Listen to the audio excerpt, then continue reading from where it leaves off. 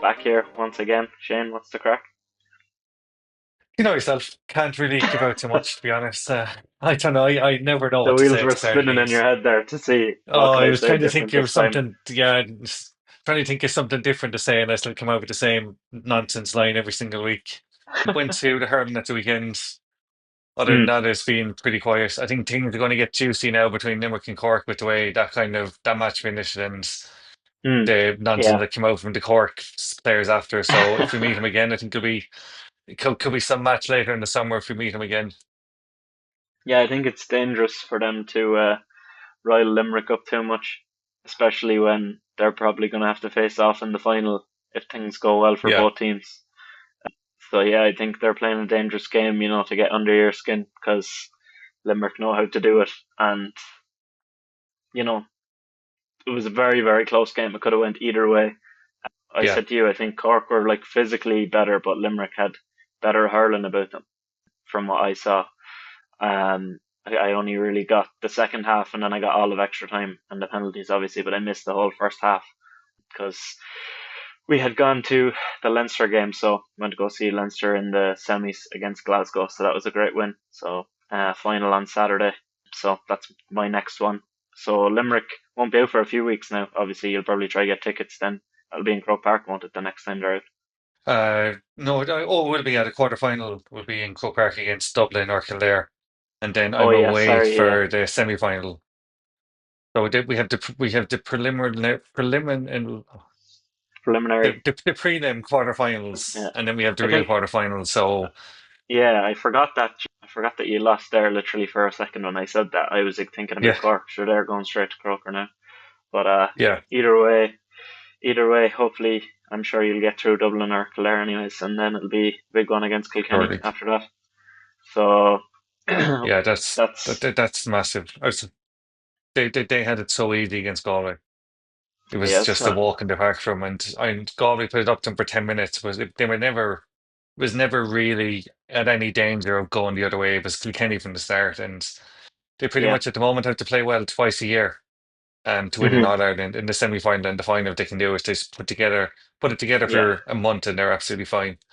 yeah. They almost But need to make sometimes a full that can go against you as league well. out of it at Yeah, this stage. yeah, 100%. Yeah, So we're recording this on Wednesday this week, because of a few scheduling things. So obviously, it won't make any difference for our previews that we started doing for the football and NFL, but we'll be a little bit behind on the latest basketball game. So forgive us for that one. But we're gonna get started straight away with football, and we're gonna continue on like we did last week, previewing two teams every week. So next up this week we have Arsenal and Burnley, and we're gonna go through the same four questions that we went through last week for the two teams. So the first one I'll throw to you with Arsenal is, where do they need to improve most from last season? they need to turn their draws into wins. They drew 14 games in the league last year. That's absolutely crazy. It was the second most in the league after Everton. If you want to win a title, you can't be drawing 14 games. Like their wins and wins and losses, fine. Four losses, same as Liverpool. But 14 draws in the middle of that is mad. And they need someone to help Saka score the goals because if you're counting on Martinelli and Trossard and Havertz, then you're not really going to get too far. And I don't know if it necessarily needs to be like an out and out number nine. Maybe it needs to be like a Sadio Mane to their Saka or something like that before they get their Roberto Firmino. They just need someone, maybe off the left, maybe to the middle, just someone that can help put the ball in the net and make a 1-1, a 2-1, or a 2-2, a 3-2 or something. I think that's absolutely massive for them, is turning those draws they had into wins. I actually had something similar. I said proven goal scorer is the most obvious, but drawing five more games than Liverpool did and scoring 17 goals less is the reason why, to put Hmm. it in simple terms, why they didn't challenge. And not being able to put games away, and that comes down to scoring goals, as you said. So fairly similar there. Then I guess the next question is, who are the three players on their team right now that'll make the biggest impact next season? Who did you have in mind for these three? I have Rice, Gabriel, and Saka. It's kind of mostly based around their set pieces, but that's where the bulk of their goals came from the season just gone. It's Rice taking them on one side, Saka taking the corners on the other side. and Gabriel heading him into the net. But on top of that, Staka is their most dangerous player. Declan Rice is one of the best midfielders in the league, as much as I hate saying it because of what he did to the Irish national team. And then Gabriel is just a really, really solid, dependable centre back. I think they have a really good kind of spine of their team there that you just need to build around. But I think those three are absolutely massive from. With a full season of no injuries, if they had a proper striker, it's going to make the world of difference to him because it'll open up more chances for him to score, but also someone for him to assist him more because he puts in so many quality chances and he bags a lot of assists as it is without like decent goal scorers in the squad. So I think adding a decent goal scorer will make the world of difference to him if they do that. I said then one is Odegaard needs to step up because for the team to be good and for him to captain the team to anything other than like another second place finish, he's going to have to add more to his game because, 8 assists for the guy who's supposed to be the creative driving force of the team, that's on 6.61 expected assists as well. So they actually overperformed that considering how little goals they scored, and then only scoring 3 goals himself. If they're going to be good, he needs to step up and make a big impact. And then the third one I had was Lewis Kelly. In another team, I think you could afford the time for a younger player like him to gradually come into the team or come into the side. But the way Arsenal are kind of built, they have so many centre backs. They don't have great fullback options, and he's their only like true fullback. That's the Mm. proper quality. So they're going to need to push him on, and he's actually going to need to keep improving because he's a very important part of this team. Even though he is very young, he's very important to them. I He's think, actually a centre midfielder, though. yeah, He came through the youth ranks as a centre midfielder. Now, so did Trent Alexander-Arnold at Liverpool. Came through as a midfielder and was put to left or to right back, kind of in an emergency. And they might have done the same with Lewis Skelly, and maybe he will go on to have that kind of an impact as well. But I don't see. I see the vision with Ethan and Murray. I don't really see the vision with Lewis Skelly. I don't think he's going to be all he is hyped up to be. yeah, it's fair enough. I think it's hard when they're young. I just see Yeah, he's only defensive 17. potential in him as well. Like he's excellent at reading the game, and I suppose putting him into fullback, that's like then shows when he is called into action to defend. Whereas Trent has kind of been constantly critiqued for that. So if Lewis Skelly can Mm. take that into his stride and even be half as good offensively as Trent has been, then I think that would be a good career. But again, like I said, he's their only real like solid attacking force from fullback, so it's kind of essential that he continues along this track that he has been on. But Waneri is another good one as well. I was considering. I think he's ready to take the step up if they use him enough. Um, as in terms of the next question, then is what's their ceiling with their current manager and squad for the season ahead? So for me, I just said like there's no reason why they can't be Premier League champions. I think they are good enough if they have a goal scorer.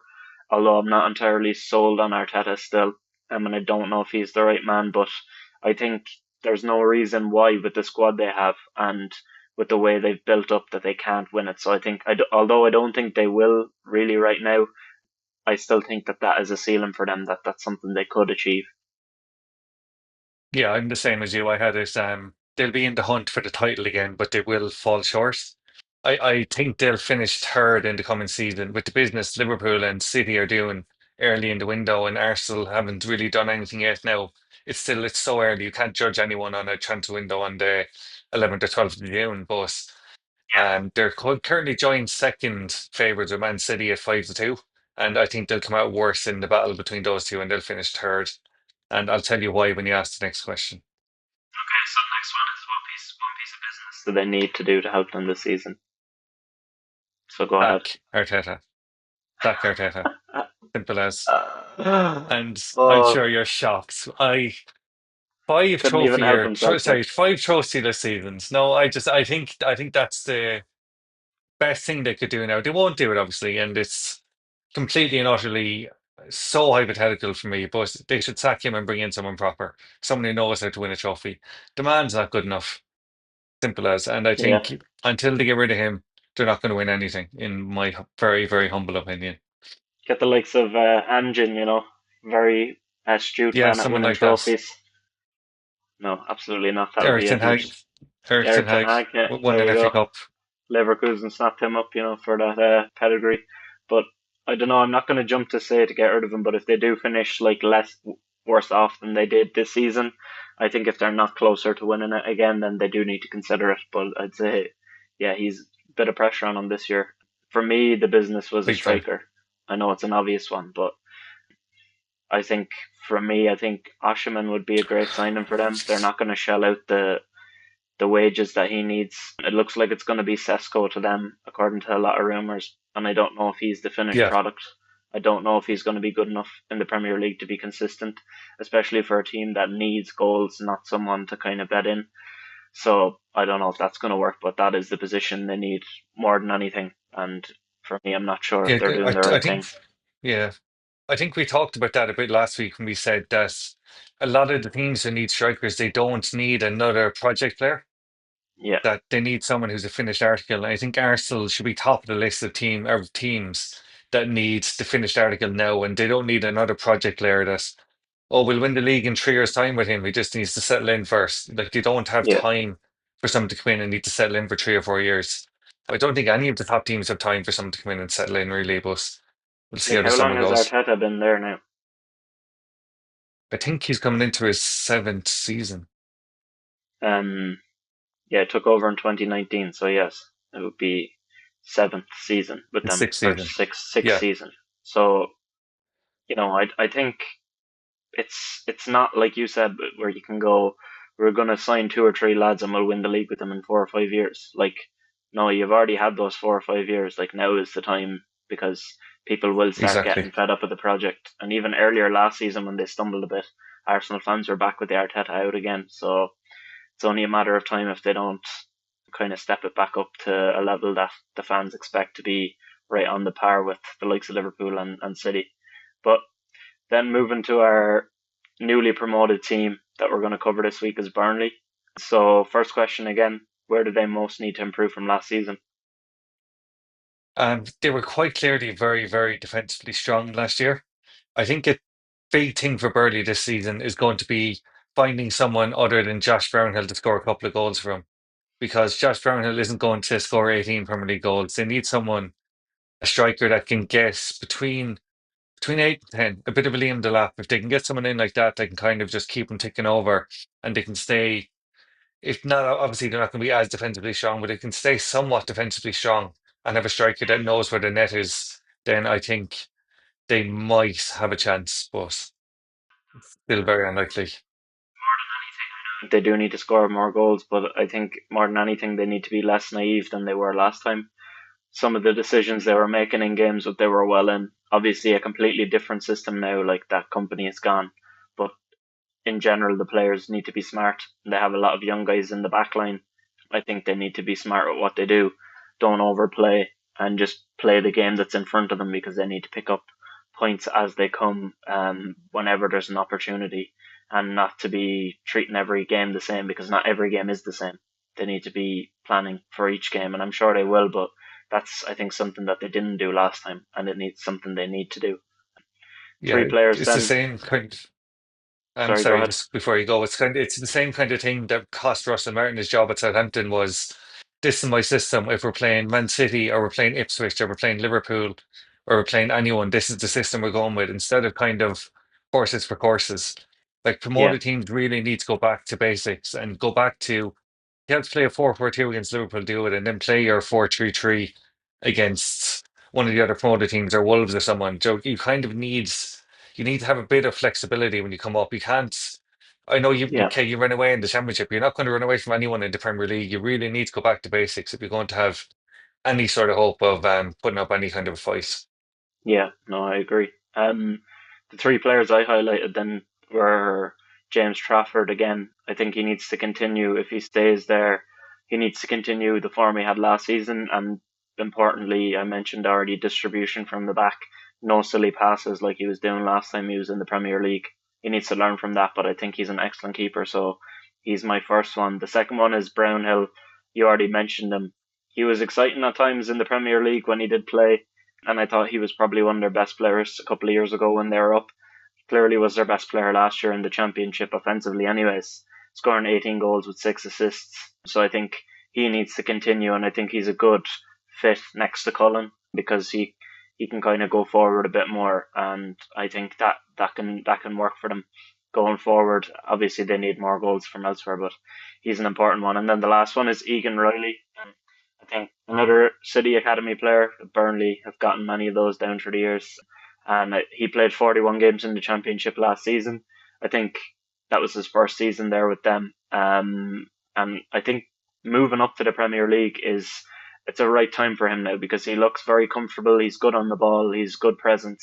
And I think at 22 years of age, it's the perfect time to step up and test what you've got. So I think hopefully he can, for them, hopefully he can continue into the next level. Yeah, I only had one different to you, so I also had Trafford and Brownhill, and then I had another centre back. I had Esteve. Oh I yeah, think he looks a really, really exciting centre half. 21 years old. I think he was there. I think his first year with them was their year in the Premier League, but he went back yeah, it down. So he's was. had Yeah, a bit of experience in the Premier League. He's had a full season and kind of running the back line in the Championship with CJ Egan Riley. And I think if the two of them can, if they can keep a hold of the two of them and maybe get in some experience with them to kind of talk them through games, either one of them, then they could be like 16 goals in a 42 game, sorry, 46 game season is crazy. And the two of them helped it massively. So we'll see how they go with this season coming now. their goals conceded is crazy. It's obviously you don't keep that up in the Premier League, but it's a great thing to step up with having that kind of base that your defense is very good and it's solid. And I think it's kind of maybe easier to use that to build when you move into the Premier League than if your Mm. attack was great but your defense was all over the shop in the lower level. You're going to get found out fairly quickly when you step up. So that kind of moves into what's their stealing with the current manager and squad just for this season. What do you make is the best possible outcome? I'm very confused by this, to be honest, because I don't know how much I trust Scott Parker. He's clearly a good manager. He's done in the championship, but when he had Bournemouth last year or the year before they brought in Iriola, he lost 9-0 to Liverpool. He was just so negative in all the press conferences. 17th is obviously a win for him, but I honestly don't know how to kind of categorize him with Parker in charge. I've never seen him really do a Premier League job that has been kind of widely recognised. So what's the highest you think they can finish? Even keeping him in mind. Um, but between 15th and 17th, I think they'd be doing really, really well. Yeah. I've put that their ceiling is 14th. I think if everything went absolutely amazingly for them, they can finish 14th. Again, we're going to do a proper prediction before the season starts with where we actually think these teams will finish. But this is just like an absolute ceiling if everything went the best it could do. I still think, as I mentioned before, I still think they're the best team that's coming up just because of that defensive structure. And I think they're set up around this time a lot better than they were last time under company. So I think this is a really, really a ceiling. And I don't see this happening, but I think it's a possibility if things go well. Then in terms of the one piece of business they need to do, I said for I think maybe 3 out of the 14 so far that they need a striker, but they do need a striker because they're struggle to score goals. The only other player outside of Brownhill that had double digit goals was Zion Fleming, and they just signed him off his loan deal from Millwall. But this is his first time stepping up to this level, and he had a couple of decent years with Millwall in the Championship. But this is a whole other level, and I'm not going to be trusting of him to be, in his first year, a guy that's going to provide 10, 12 goals like you already mentioned. I think they need to find somebody else to do that for them. Yeah, 100%. I also have a striker. I've the same name again. I think I might have brought him up last week as well, but I think one of these teams is going to take a punt on Josh Sargent from Norwich. Mm. And I think he is going to, I think he's the 8 to 10 goal striker in the Premier League now that he wasn't when he was up with Norwich last time. He's matured so much. His all-round play is a lot better. And Burnley, Leeds, or Sunderland, one of them are going to bring him in, and he's going to shock a good couple of people. I wouldn't be surprised if they did. I know obviously we're speaking from an Irish perspective, but I think an Adam Ida might be someone that gets you 6 to 10 goals in the Premier League as a poacher.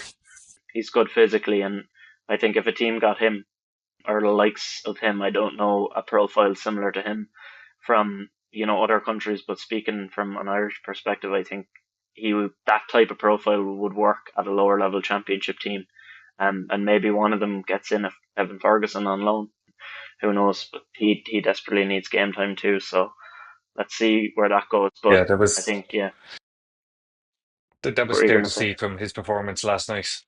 Yeah, it was very Evan bad. Ferguson last night, it's clear as day he needs to be playing. He needs to go somewhere he's going to play more than one start in 6 months because he just couldn't. He had no confidence in himself at all last night.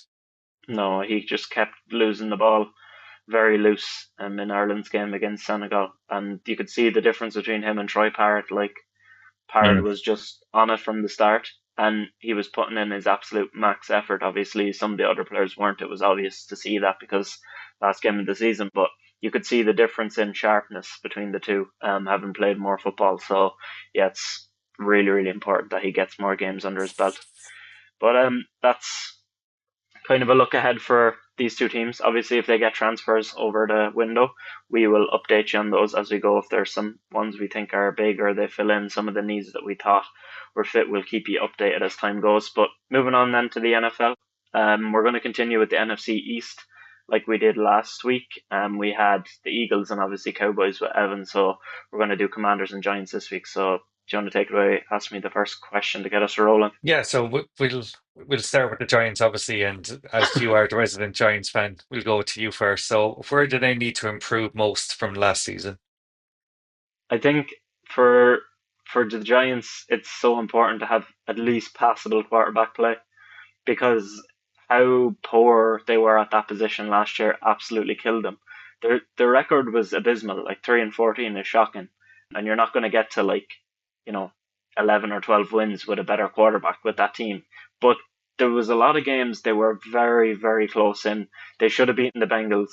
They should have beaten the Commanders both times they played them. They should have beat the Cowboys. There's a number of games there where they just literally threw them away because they had no quarterback to play or run the game smoothly. Every time the defense was turning the ball back over, it was just like 3 and out every single time. So good quarterback play is most important. The wide receivers have talent. The offense has good weapons, and I think they will break through more with a decent quarterback. But without that, this team is nothing. So that's very, very important for the Giants. Did you have anything Yeah, similar? but yeah, I put down the quarterback room as a nightmare. So it was a nightmare last year, and if they can get any sort of cohesion from there, then they could be a lot better. Because as you said, there was a lot of games they left behind them last year.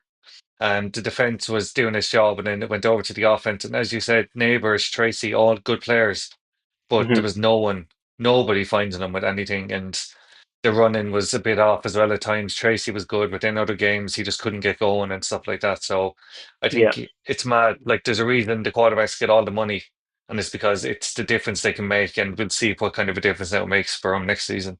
yeah, yeah. Who were the three players in the team that will make the biggest impact? Is Tyrone Tracy. I think he's an amazing player. The talent he has, not only in the run game but in the receiving game. He was a wide receiver, I think, for like his first 3 years in college. So I think it was excellent scouting to get him in. As somebody who can handle catches out of the backfield or even come into the game where he's actually a receiver and you have another back in as well. It was excellent scouting, and I think they did a good job by drafting him last year. 284 yards receiving with awful quarterbacks, so I think that will only improve, and I think he'll be great. Second one then is Abdul Carter. I think he's a game changer for this team. He'd be a game changer for any team, but if you have already Dexter Lawrence, Brian Burns, Kayvon Thibodeau, that line they added Chauncey Golston from Dallas as well. I think that front is amazing, and if you add somebody like him on the opposite side to Burns, it's just going to be a game changer. And then lastly, I have Tyler Nubin, which is somebody that people may not know a lot about unless you follow the Giants closely. But last year they drafted him. He's a safety. He was very impressive last year, but he needed kind of a more veteran presence next to him, which I didn't think he had. He did a good job, as did a lot of the rookies last year. I was very impressed with the class, but I think he'll take a major leap this year after they signed Javon Holland for a big contract to play next to him. And some of the videos already coming out of training camp, not of their play, but of their relationship. I think that's going to be a very good thing for Tracy to improve him. Did you Yeah, have yeah. different people? The only one I different to you was I've neighbours in instead of the last fella you said. Yeah. We're just talking there about the QB room. If they can get the QB room right and find him, his talent is so clear to see, and it was clear to see from week one of last season. He's a frightening, frightening player, and if they can get him going, then they could very much up their win column from three to. We'll talk about that in a few minutes. Actually, how high they'll get, but they could definitely get more wins. If they can find neighbours and Tracy more often. And go on, say yeah, Looking at Tracy's or neighbour's stats like as well. To have 1,200 yards and like yeah. there was a good few games he missed there through injury, and the quarterbacks he was playing with were woeful. So I definitely agree. With him being one of the biggest stars, and he's someone I'm so excited to watch more of on the team. Yeah, so the next question then, do you think they'll hit the over or under with the bookies? So the Giants over under is 5.5. I'll go first on this one. I think they're going over. uh, Not far. I think maybe 12 six. wins. Yeah, we'll see. I wrote down three that I think are bankers from the start. So I think they'll beat the Bears, the Broncos, and the Raiders. And then Ooh, I'd be happy with those like, three. yeah, like you said last year, they left a good couple of games behind against the likes of the Commanders. Obviously, the Commanders are going to be better than them. We'll talk about them in a minute. But Hmm. I think if you start with those three, there's definitely a chance for you to pick up two or three more and kind of definitely get to the line of 5.5 and maybe get over it. Yeah, I've gone with. I think they, despite the tough record, I think 6 wins is doable. Mm. Just from the better quarterback. I don't think they're going to be like a 10-win team or anything, but I think having a better quarterback will get you 3 or 4 more games than you got last season. And the squad has improved, in my opinion, through the draft and some of the free agents they've signed. So I think, yeah, why not go with that? Like go with the over because I think they can definitely do it. 100%. And I think it'll be an awful disappointment if they go under again. With the way they've drafted, bringing in they're spending the money on the quarterbacks. I think if they go under 5.5 wins again, there'll be serious questions asked of the GM and the head coach. And Yeah, how is yeah, how is this happening over and over again? they'll be under So serious pressure. yeah, big time. Will we move on to the Commanders? Just the last question: Oh, the what is sorry, their ceiling with apologies. the current roster and coach Yeah. for the season ahead? Well, for me, I had down that the ceiling is the same as what happened in 2022. They just a lot of close games go their way, and they managed to sneak into a wild card spot.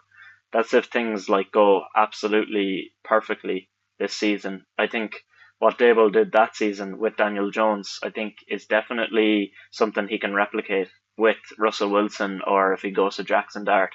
I think it's something.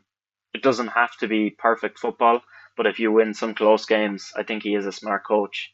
And the defense was very good last season, and I think they're a good matchup for the Commanders, who we will touch on in a minute, because they made Jaden Daniels uncomfortable a lot last year.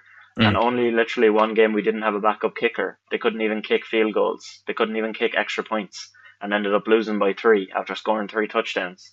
You know, these kind of things. If you put the same game plan and you make Daniels uncomfortable and you have an improved team, I don't think there's any reason why you couldn't snatch one maybe off the Commanders. So yeah, for me, an absolute ceiling for them is a wild card spot. But again, we're going to do full season preview later in the Yeah. summer, so we'll let you know where we actually think they'll end up at that point. For me, I think their ceiling is 8 wins.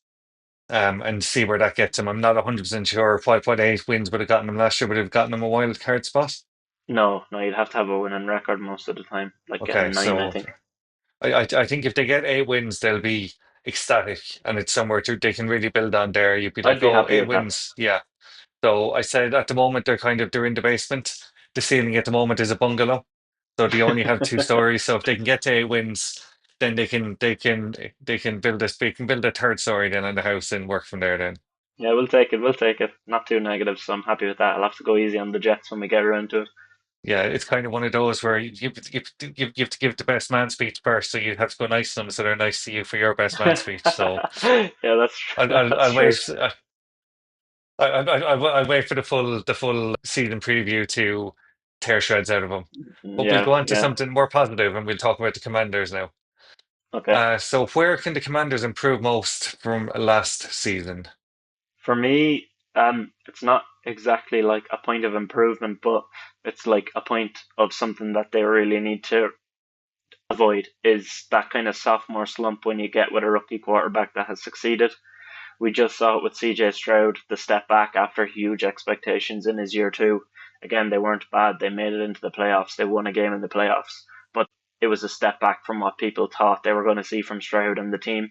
So I think if they avoid that kind of slump often on the offensive side of the ball, I think they'll be fine. So that's for me like something to strive towards an improvement of not allowing that to creep in. I think that's actually a really good shout. I didn't even think of that, to be honest. The amount of quarterbacks that do have a sophomore slump is unbelievable. Hmm. I just put in that I think they need to be more mean. They conceded 84 points to the Lions and the Eagles when they came to the playoffs, and you're not always going to win a shootout. They need to be more stingy in defense when it comes down to the nitty-gritty at the end of the season. You can't be giving up 84 points and expecting you're going to get to a Super Bowl. So I think that'll be something to work on. I thought they were good.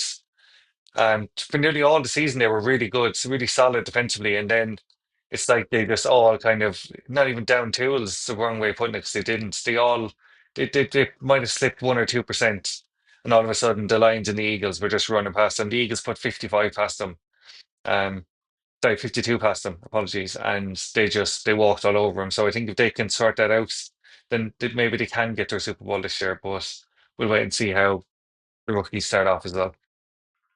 Defensively, definitely in bigger games. Because as you said, you can't just keep winning shootouts, as the Lions saw this season. But obviously, they were absolutely hammered by injury, so that is a different situation. But yeah, you do need to be more kind of, yeah, like you said, almost like stingy or savvy. You need to be smarter. And I think adding like Bobby Wagner as a good veteran there at linebacker, that kind of thing is something you need to do, and I think that will help. So they've been smart, I think, in their recruitment. Yeah, 100%. So that brings us on nicely to the three players you think make the biggest impact. So I actually have Yeah. Bobby Wagner as one of mine. Oh, I nice. have himself, I have Jane Daniels, and I have Brian Robinson are my three.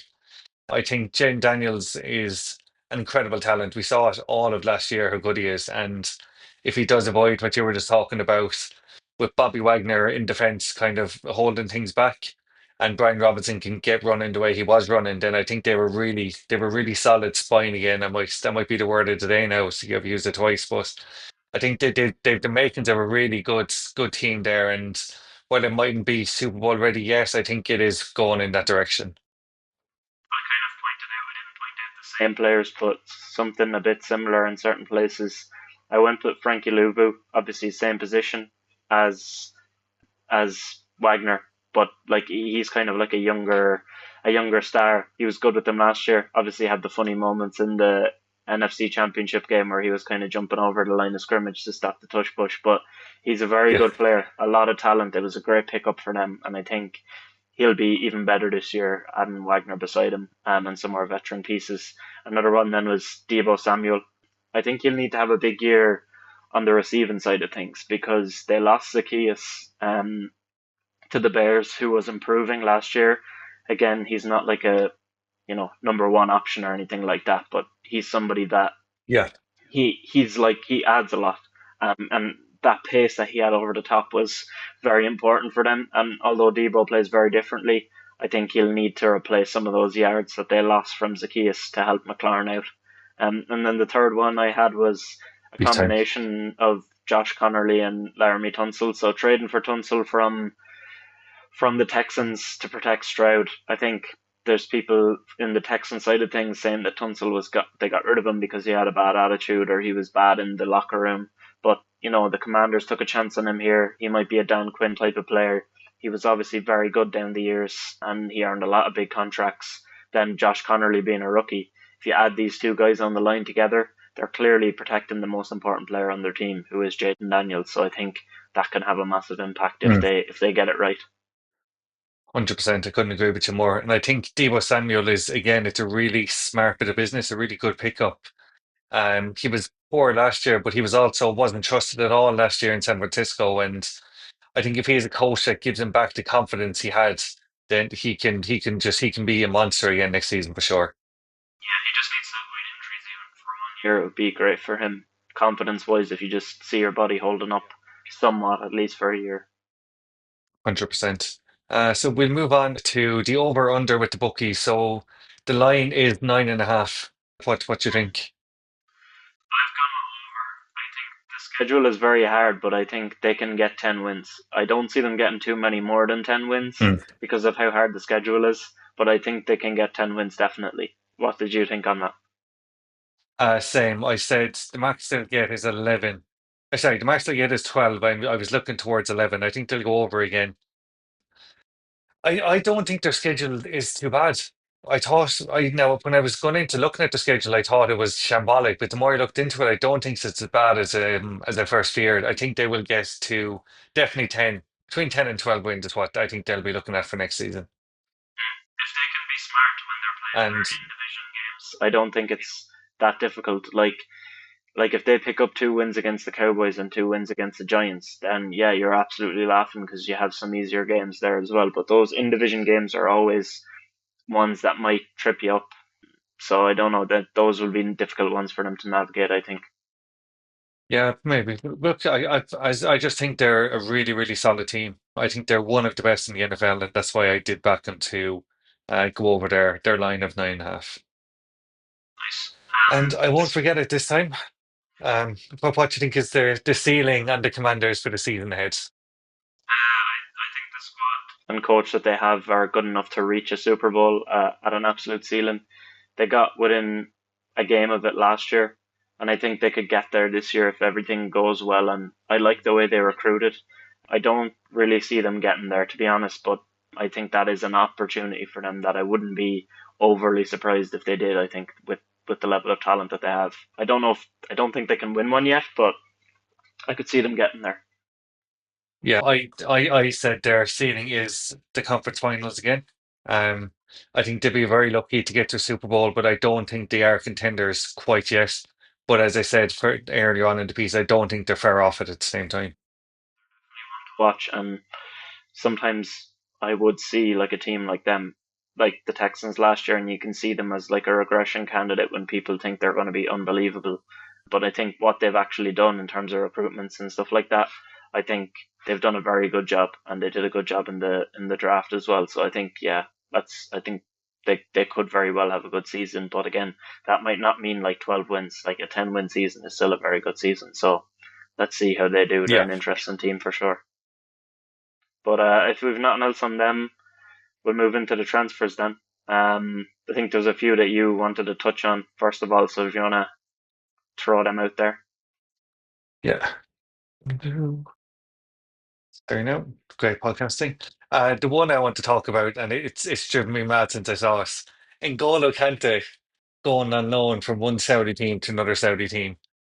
Um, it's Joe, and I was saying with one of the lads earlier, and I was just saying, I was talking about Chelsea signing that kid from Strasbourg, Star. I was like, Todd Bowley, made a call to Todd Bowley and offered Todd Bowley some money, and Todd Bowley accepted it.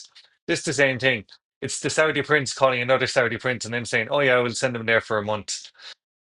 Oh, football over there, just it's a joke, and I'm so glad the amount of teams, sorry, the amount of players that have turned it down this summer already has been so heartwarming to see. In Joe, like Joe Bruno turning down 200 million, um, Osimhen turning down 160 million. Apparently, Darwin has turned him down now as well. Although I think he should have went there because, uh, but apparently they went after Seshko. He told them where to go as well. I think it's they had their year of fun, and I think it's going to go like the Chinese league did now when they signed the likes of Oscar, and then everything just fell apart in them. I think it's all going to go to the ground. In other news, Turkey to City, I think is a really, really solid bit of business. Definitely a good move for And them. yeah, I just think I think it's really smart. He's for the price he is. They've gotten a really, really good player. Liverpool have gotten a similar player, but they paid 5 times as much as Man City have, or 4 times as much as Man City have. But we talked about him last week. De Bruyne to Napoli. De Bruyne is going to be 28 years old again, playing in Italy. He's going to have no issues there getting the ball out and just swinging crosses in. Going to be incredible. And I'll McTominay move just on. eating up the Italian league.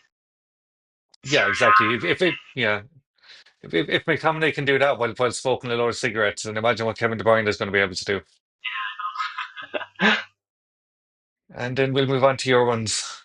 Yeah, I guess that just about the Kante one, I think the movement of them trying to go for younger players, it worked for a few guys, but I don't think it's going to work. I think they're going to continue to need to go for older guys because, like Bruno turning them down, even though he's entering his age 30 Mm. season, yeah, I think that's a big sign. But yeah, the Turkey one was a great move by City as well. And I think yeah, like how much Liverpool paid for Wirtz, 150 million euro, and this is 40 million euro. It just shows, but we'll see the difference in talent level then as well. So it's an interesting one for sure. But he does have a lot of skills. And then yeah, I think another one is Kirkes looks fairly nailed on for Liverpool.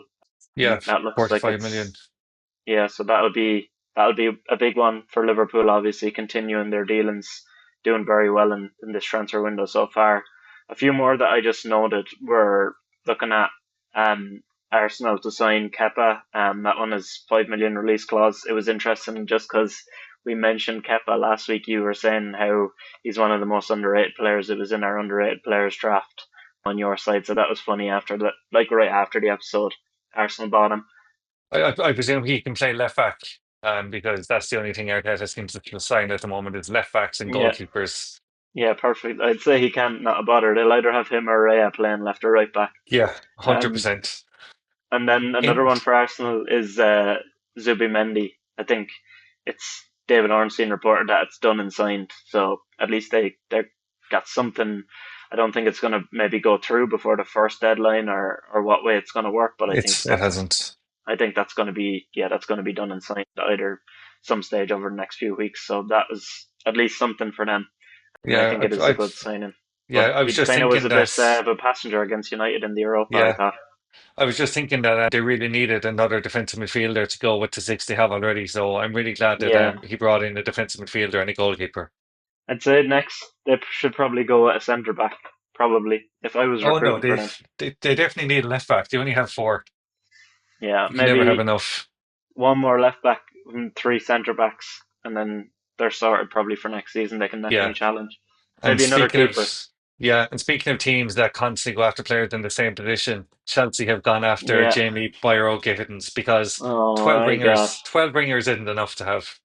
Like that, this one is just ridiculous to me. So what is it? It says here from Ornstein's 7-year contract offer to him that Yeah. the deal is in place, but then Fabrizio Romano reported then that Dortmund keep rejecting Chelsea's bids for him, but the negotiations will continue past the Club World Cup.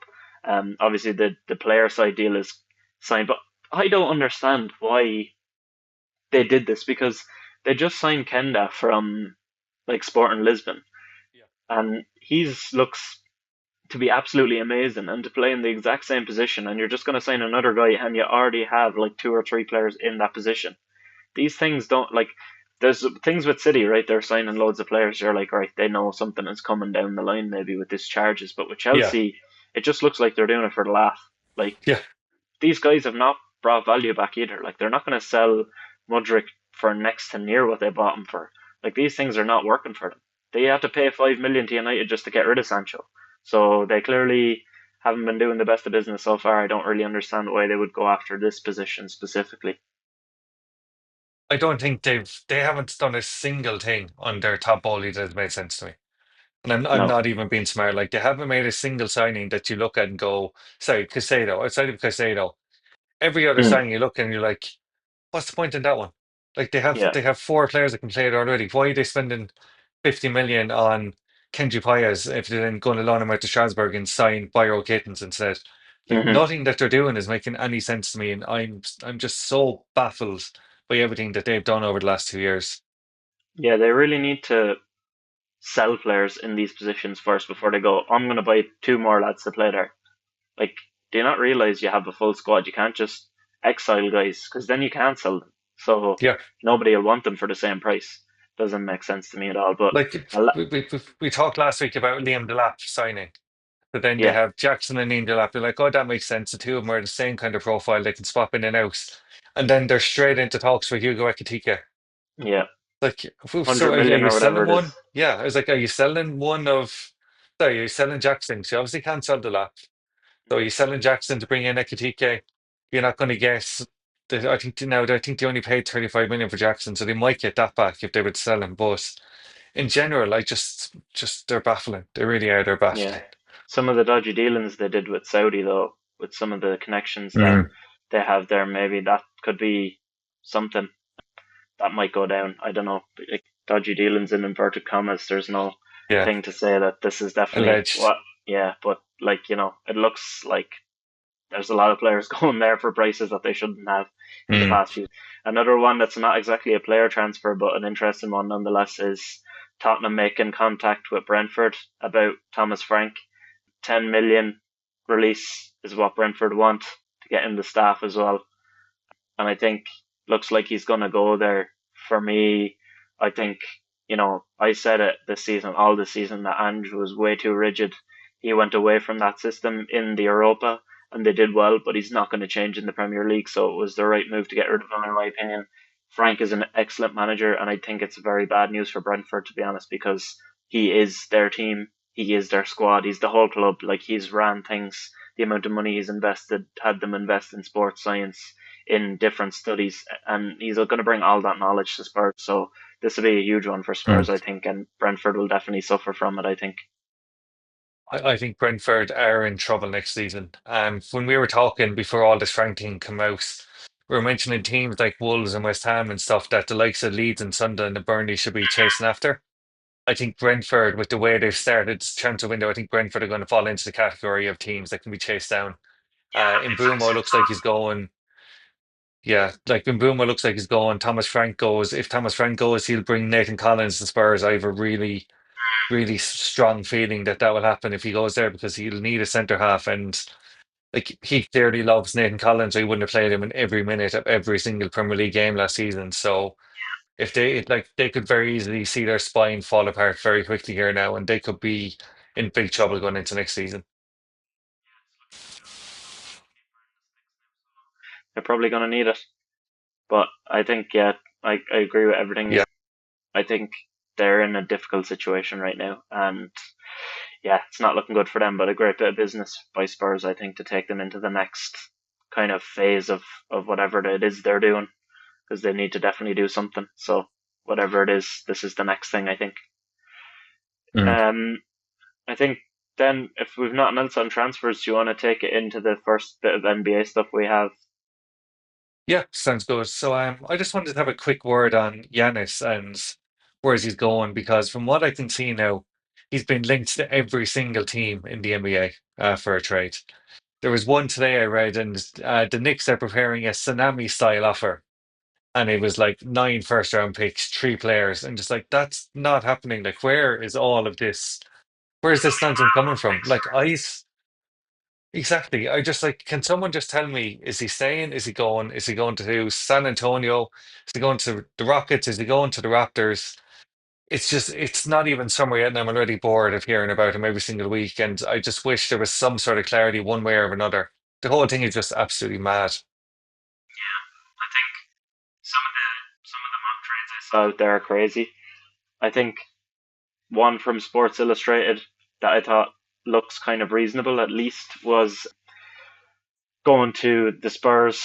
So it was they get Giannis, and then the Bucks receive Harrison Barnes, Keldon Johnson, Stefan Castle, this number two overall pick, and 2027 first round pick.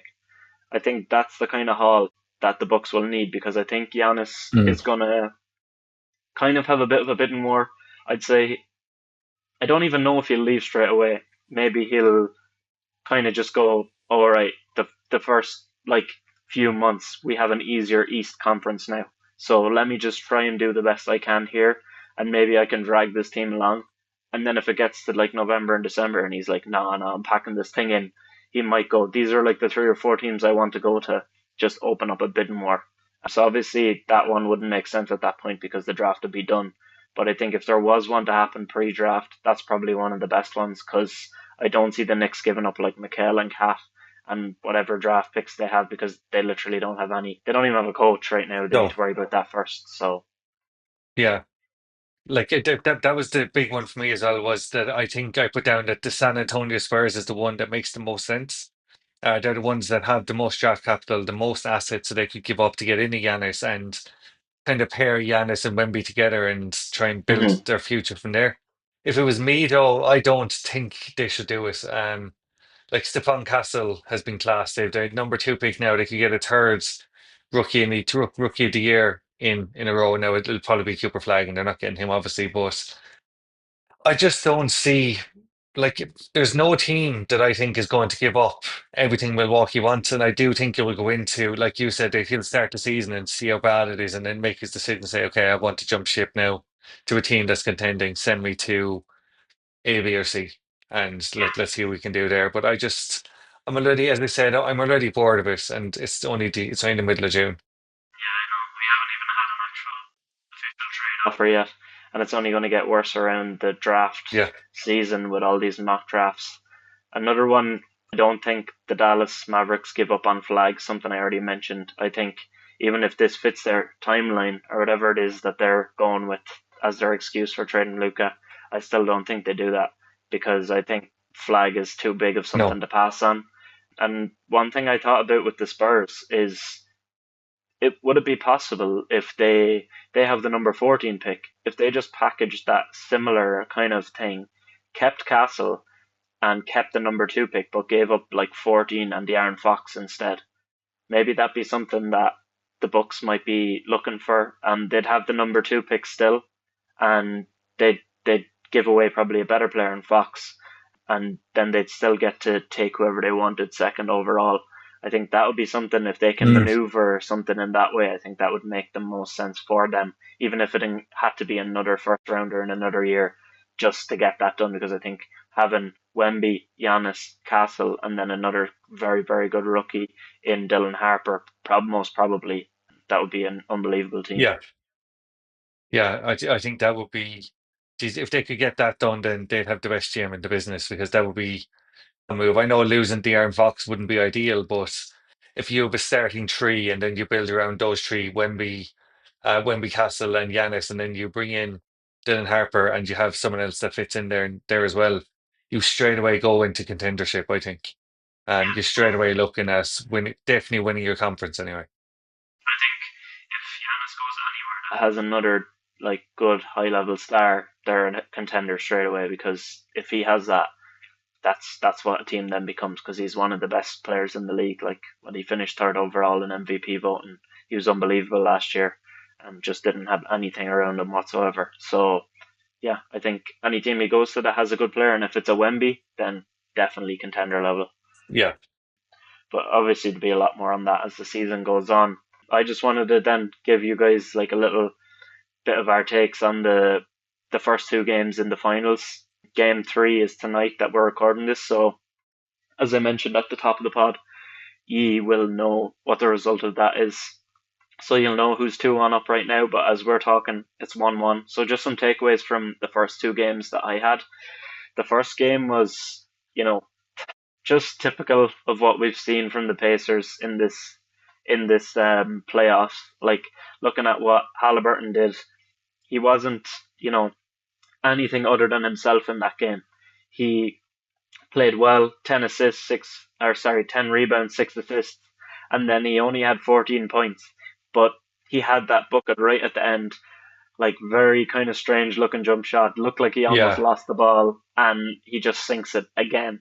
It's unbelievable. Like when you saw that going in, I think it's probably similar to me at this stage. I wasn't even surprised anymore. How did you feel? I wasn't like so. I didn't stay up and watch it live, so I put it on kind of first thing the next morning. And when the shot went up and it was missed by OKC and the ball was in Halliburton's hand, there's only one thing that's happening here. I was like, there's no chance he doesn't put this in. Yeah, I honestly thought he was going to put in a 3-pointer. Then I looked, I was like, he only needs a two. It's like, oh, he's definitely getting it in. And before I even finished my thought, there was point three left on the clock and they had their first lead of the game. Ridiculous, just absolutely ridiculous stuff. yeah, Um, Again, what was that stat? It was a 1 in 84, losing by 9 points in the last 3 minutes of an NBA Finals game. Like the first team to ever do it. They've done that the whole way through. It's just kind of scary. Um, it's just ridiculous. Like I looked at a thing. I retweeted it at the time. It's too far back now to find it, but it was like 0 point and then like 20 zeros, 3% chance of those three comebacks that they had. Yeah. Like that is just insane in one playoff run. And no matter what happens, they've had a brilliant year. I think that, to be honest, it's OKC were very, very good in game two. They kind Mm. of felt out the Pacers in game one, and I think they'll keep them at arm's length in the majority of these games. I think it could go to six. I said five at the start, but I think it could go to six now. But I think they'll keep them at arm's length in at least four of these games. They've won down already and just won't even allow the Pacers to sniff a comeback as they did in game two.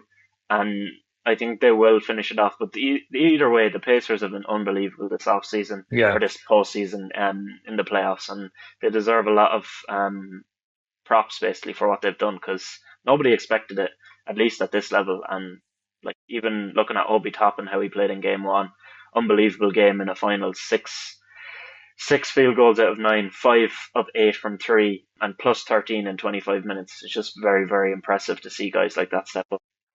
Yeah, 100%. There was in terms of him, I just think he's been so solid for him during this playoff run, and I just said like he always does step up for him. But I think the problem the Pacers are going to have is how much they spread the ball. None Mm, of their players got over 20 points in game two. And I was looking at mm. Steph, and when Steph has scored 20 or more, the Pacers are 7-1 in the playoffs. In the games he's gone lower, they're 6-4. So I think if they're going to have any hope, they need to get the ball to him more. He needs to be shooting more. Halliburton, yeah. Who did I see? Oh, somebody else just helped him. Sorry. Halliburton. So when he scored 20 points or over, they're 7-1. When he goes less, they're 6-4. And I just think if they can kind of stop SGA pick and roll, and he had 1,106 across the season. Um, pick and rolls. That's ridiculous. Like, and if they can get out of their home at 2-2 or 3-1, then maybe they have a hope. But if they're 3-1 out going into OKC again, then game over, ball burst, I think. Least get out 2-2, definitely. I think they need a 2-2. And I could see it, to be honest, happening that way. Yeah, The kind of like a counterpoint is them spreading the ball around is what made them the team that got them this far. Like yeah, Halliburton isn't a shoot first player. He plays in that manner where he spreads the ball and that causes the rest of the team to do something similar. And I do get your point that he does need to be more aggressive, and I think he does. And definitely it is his nature to pass the ball more, but he needs to take more shots too. And I definitely agree in that extent, but I also think that it is what makes them who they are. I think they don't want to stray too far from that, is kind of what I'm trying to say. But just one last little thing. We've obviously talked about Shea so much. Unbelievable. His scoring ability is already being compared to Kobe. He's going to need to get a 35-point average season and do what he's done for 5 or 6 more years to be even considered in that conversation. But he was so good in his first two finals games. His 38 points in game one and 34 points in game two are the most ever scored by a player in their first two career finals games. that's 72 points crazy. in your first two. Second was Allen Iverson with 71, and third was Michael Jordan with 69. It just shows the type of company he's in his first time getting there. He's an unbelievable player, no matter what anybody Yeah, says about any of his attributes. I just love watching him play. 100%. Couldn't agree more. I actually had written it down as well that 38, 5 and 3 in the first, followed by 38, 4, sorry, 34, 8 and 5 in the second. He's a man on a Mm-hmm. mission, and there's nobody that's going to stop him from getting what he wants, I don't think. No, nobody can slow him down. And as you said, the way he likes to play pick and roll. Even if he doesn't have that, he'll drive into the post. If he doesn't have that, he's shot some good threes. He'll always get what he wants, and he'll get back to where he wants and make you uncomfortable and make Mm, you have to foul him if he needs to. And that's just perfect basketball, and that's what he's been playing. yeah. Um, but obviously we will know more in the next episode, and we might even have a winner by then. But let's move on to our last thing. As we said last week, we're doing like a bit of a draft every week to replace the power rankings. So last week we did the most underrated players in the Premier League. This week we're doing the best Irish football players right now. So last week you had first pick. So this week I'll go first. Mhm. So I'll go first with a man we already mentioned. I think the probably Irish captain, best player on the Irish team. I'm going to go with Nathan Collins. He's my number one overall here. I think he's the best Irish player that's out there right now, so he's my number one. Who have you Yeah, got then, two so and three with the snake? obviously Collins was top of my list as well. So I'm going to take Paris in my first Mm. spot. I think what a season he had at AZ, 20 goals. That was a real kind of I actually can play football, and I think him getting out of England when he did was the best thing for his career. So I have him as my first pick, and I have Ireland's best ever goalkeeper, Kevin Kelleher, as my second pick here. Yeah, I can't argue with that one. I think Parrott was pretty high for me too, and I think Kelleher is another good shout. Obviously, teammate of Collins for now, but as you said, he Mm, might end up following his manager to Spurs there. But it's hard to know. But yeah, first two good picks. I think then next, I'm gonna go a little bit more attacking with the next two. So I'm gonna go with Adam Ida after the season he had. I think he deserves to be high on this list after how well he played last season for Celtic, scoring goals at all levels, even in the Champions League. You know, it's mad how much he's come up from a couple of years ago from Norwich. And as I kind of mentioned, I think he'd be a good fit for a Premier League team low down looking for a few poacher style goals. I think he's definitely coming into his own, and he had a great season last year. Then the next one for me is Ogbene. I know he was injured all of last year, but I mm. think he's actually on a level apart from Collins. He's Ireland's most talented player. He's an excellent player. I can't wait to see him back in the green jersey next year, or in the next international break, should I say. They've kind of reported that he looks like he's going to be good to go for the World Cup qualifiers. So Ireland so seriously miss him, and I felt really bad for him that he didn't get to play much in the Premier League last year after Yeah, getting his move to Ipswich. So he's my next pick. So that's my one, two, three. two solid picks as well. So my three and four, I've gone with Jacob Ryan. I think after he got into that Everton team, there was no dropping him. The fact that Sean Dyche didn't play him at all until David Moyes took over is a sackable offence in the first place anyway. I think Criminal. he's been exceptional for him, and he's not even playing in his natural position. He's been kind of just stuck out at right back. He's 6'6", playing right back, and he hasn't looked out of place. Imagine what he's going to do when they do eventually sit him in beside Jared Brantwaite just going into next season. I think he's going to be a monster. And then I've gone with Finn Azaz. I think what a season he had at Middlesbrough this year. We clearly missed him on Wednesday night against Luxembourg because we had no creativity at all. He was a massive loss. And the season he had at Middlesbrough, I think he was exceptional. And if we are going to get to this World Cup, like Heimer keeps promising, Finn Azaz is going to be a big part of that midfield. Guys, O'Brien I had high as well on my list, and I think when he came on, I was at the Ireland Senegal game last Friday. Obviously, something I forgot to mention at the top, but it was a decent game. Ireland played well, I thought. For They Mm, deserved to win, to be honest, for most of their performance. Obviously, a weakened Senegal team, but Ireland were missing the likes of Ogbene. Abaselli only came on. Coleman is injured. Azaz wasn't there. Cullen wasn't there. Missing a lot of players themselves. So, yeah, and O'Brien only came on in that game with like half an hour left, and you can instantly see the impact he has at right back, like just carrying the ball, winning duels, even though that's not his normal position. That was great to see, like live, right up next to her, like side of the pitch. So he's such a physical presence. And then on Azaz, I've said so many times about how good I think he is, and I really hope he gets his move up to the Premier League next season. me too. So then to wrap up the last two spots, I think someone who can't be forgotten is Seamus Coleman. Even though he is old, I think he's getting towards the end of his career. I think he does have one more World Cup qualifiers run in him. He signed another deal with Everton. Yeah, Now he won't play a whole lot of minutes, I doubt, there next season, but he'll be there. He'll play when they need him to, just to keep him right, not to overuse him. And I think he'll start the majority of games for Ireland if he is fit, because he is, proper Irishman through and through. Loves to play for the country, loves to captain the country, and I'm sure he'll be delighted to have the armband for the last couple of times. And then 100%. Yeah, to wrap up last, I was kind of torn a little bit here between Dara O'Shea and Jason Knight, but I'm gonna go with Jason Knight. I think I I really like what he did this season. I think that he was very good. He was one of the players who worked the hardest in the last two games for Ireland, and he was excellent this season with Bristol. He got them into that position, captaining them at his young age up to the championship playoffs way before they're even ready to do so. Um, Really good player, and I think he'd be a good Premier League player as well, or a good player somewhere else in Europe. He just shades the last spot over O'Shea for me. They were my final two picks there as well. So I'm going to go the other way. I'm going to take Darrow O'Shea.